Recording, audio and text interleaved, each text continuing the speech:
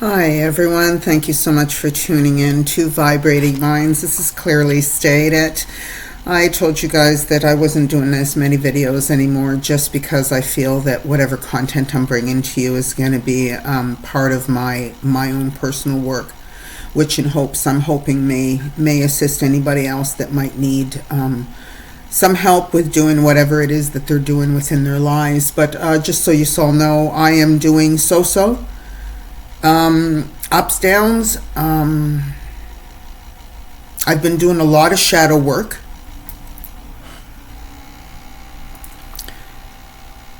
I just,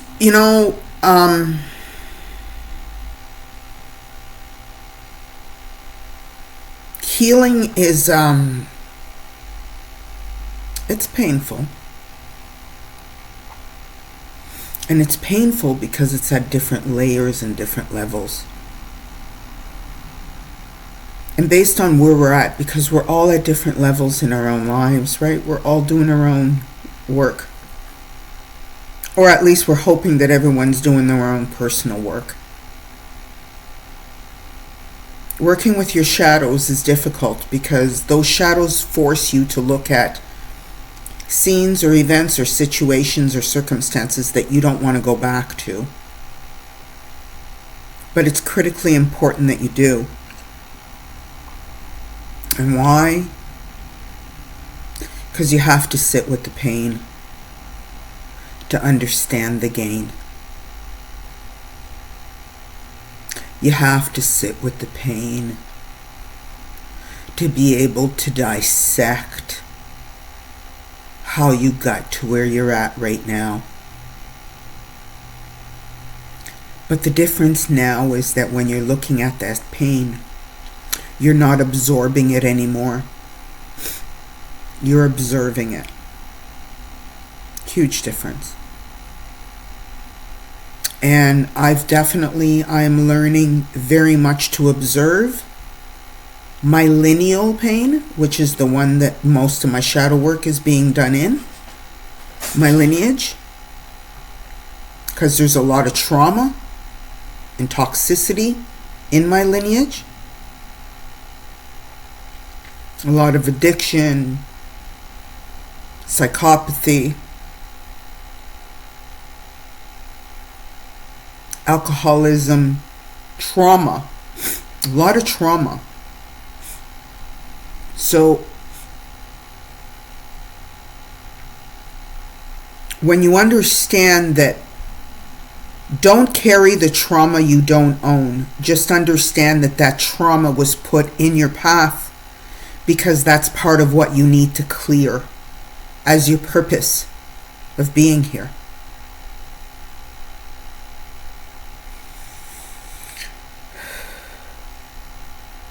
I'm not sure that everyone will understand what I mean by that, but it does come down to each and every one of us having our own purpose and our own reason for being here on this journey that each and every one of us chose to take. This journey is intertwined with a lot of tests, trials, tribulations, misfortunes, misplacements, disattachments, codependency, lack of mentality, less than mentality. So because we have to uncode all of that now, we can. But the only way is if we look at ourselves. Stop blaming whatever circumstances you're in. And okay, I'm going to say something right now that I know most will not like to hear, but it doesn't matter because if there is one purpose that I know I have right now is 100% to speak my truth. So that I'm going to do, and it doesn't matter if I'm appealing or pleasing others. It really doesn't matter. It's just my truth. Okay? So my truth is really simple. Everything that has happened in my life, I created prior to arrival. with my co-creation above with the realms prior to me getting here. So whatever story I wrote myself, which included coming to a very large family, well, not very large, but large enough, the 7th child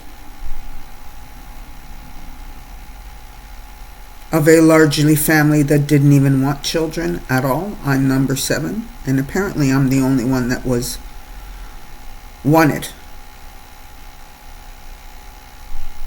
2 were quote-unquote illegitimate,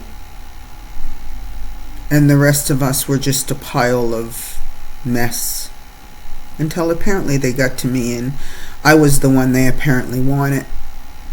Not sure why, but I was the one they apparently wanted, which I never thought of because I always felt like I never belonged.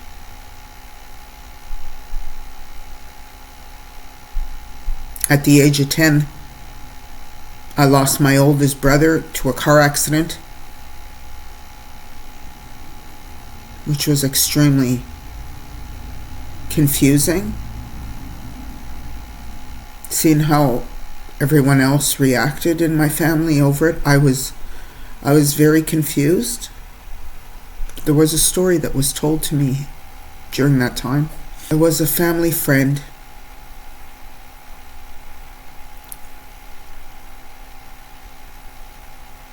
And she sat me on her lap. Beautiful, beautiful lady.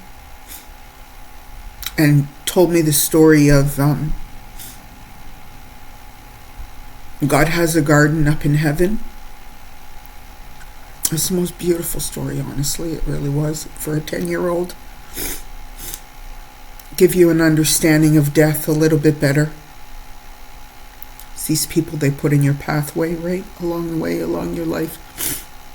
But anyway, the story was God has a garden of flowers. And every day he goes out into his garden and he picks a flower to bring and set it on his kitchen table.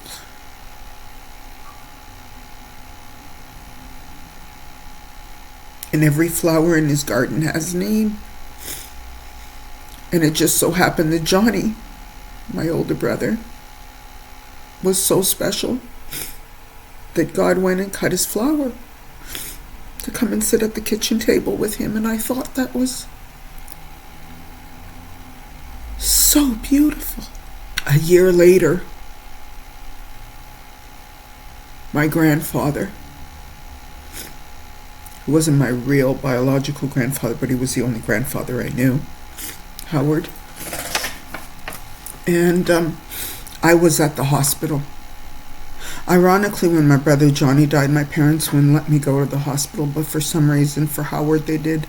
I'm not sure if it had correlated to anything I possibly could have said to them or whatever, but they did allow me to go to Howard's funeral, to Howard's at the hospital.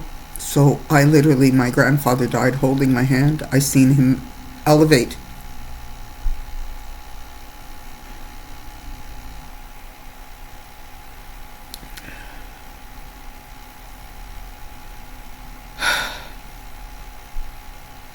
At the age of 12, packed up our home, moved to another province, which was very traumatic, but needed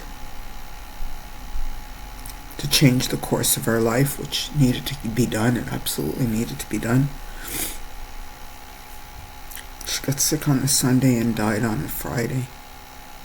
I was 17 years old. That was the beginning of the rest of my life. I felt abandoned by her. And then I was abandoned by my dad. It's fucking mind-blowing, it really is. It's when you think of what parenting should be about, abandonment should not be part of the process. But when abandonment starts, it strings along. generation to generation to generation to generation. It stings on the line, right? And I don't think that the abandonment started with my mother abandoning me. I think my mother had her own abandonment issues. Her father abandoned her.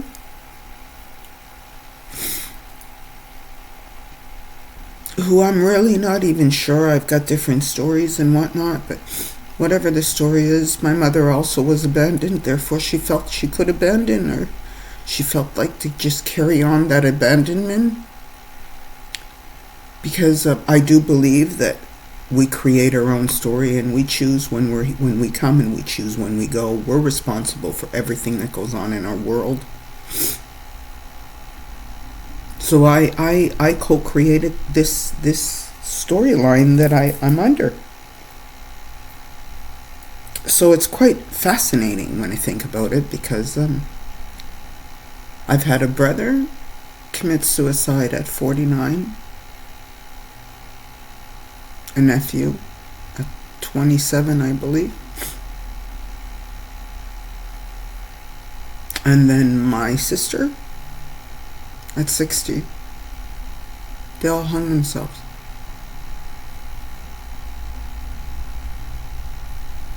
I couldn't say that before.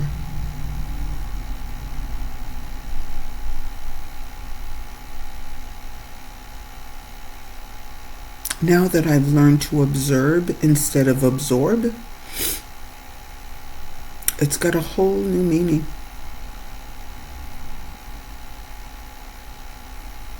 They had their own stories to write, their own stories to tell, their own lives to live, just like I have mine.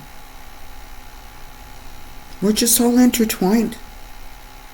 We all contracted prior to arrival that we were all going to do whatever it is that we were going to do to each other, with each other, create whatever storyline, do whatever it is. We were all put here to challenge one another, to grow and become better versions of ourselves. That was the point. I know some of you are going to, you actually think I wrote out that, yes. Do you actually think I wrote that I'd have cancer? Yes.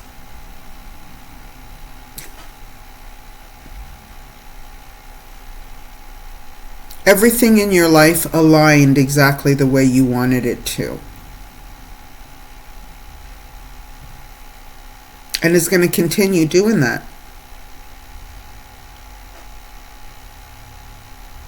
But one day, eventually, you'll learn to observe it and recognize it and understand that every part of your path is there to align you to a better version of you.